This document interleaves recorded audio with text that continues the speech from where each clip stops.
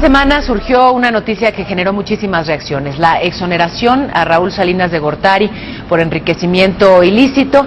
Y bueno, para hablarnos al respecto está hoy con nosotros y qué gusto me da el maestro Alfonso Zárate. Bienvenido siempre. ¿Cómo está?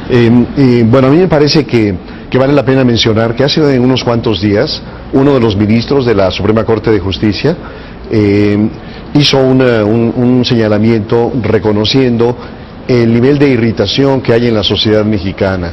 El ministro Jorge Pardo Rebolledo, hablando a nombre del Pleno de los ministros de la Suprema Corte de Justicia, refirió este clima de agobio, este clima de enojo de la sociedad ante una serie de circunstancias que la agreden. Y decía que la responsabilidad de los jueces era ganar credibilidad y que para eso se necesitaban jueces profesionales, responsables, valientes. Y decía también el ministro Pardo que en aquellos casos en donde un juzgador se apartara de esos principios y hubiera evidencias de ese mal comportamiento, debía de aplicársele todo el rigor de la ley. Bueno, en ese contexto, la exoneración de Raúl Salinas de Gortari, donde apenas el viernes pasado el titular del tercer tribunal unitario en materia penal con sede en el Distrito Federal decidió que la Procuraduría General de la República no había aportado elementos para demostrar el enriquecimiento ilícito.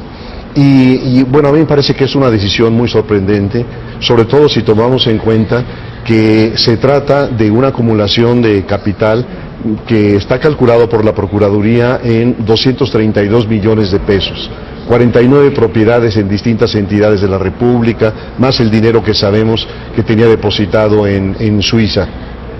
Y sorprende todavía más cuando revisamos el texto del Código Penal del artículo referido al enriquecimiento ilícito, que más o menos a la letra dice que comete el delito de enriquecimiento ilícito quien no pueda demostrar un crecimiento sustantivo, legítimo, en sus propiedades, ya sea las que están a su nombre o aquellas sobre las cuales se muestra como propietario. Y creo que este es el caso.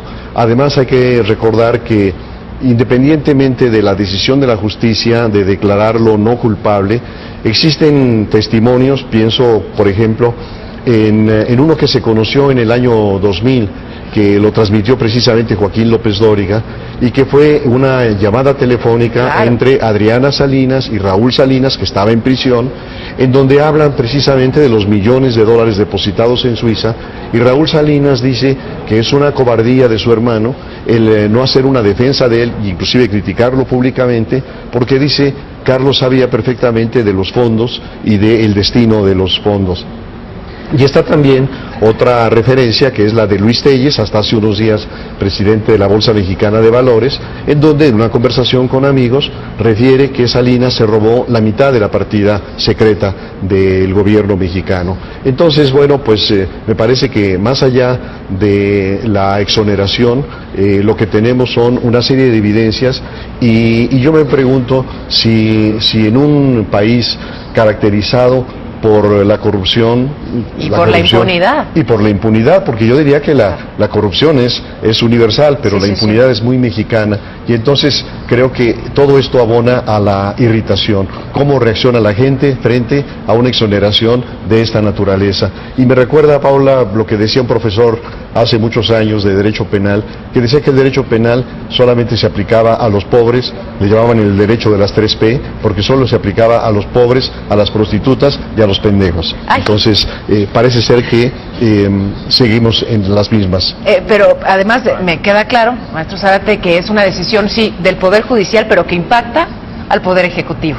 Porque con todos los señalamientos que hay en torno al presidente Peña, el hecho de que el exonerado tenga el apellido Salinas de Gortari pega de manera directa. Muchísimas gracias. Un gusto. Gracias, maestro Zárate.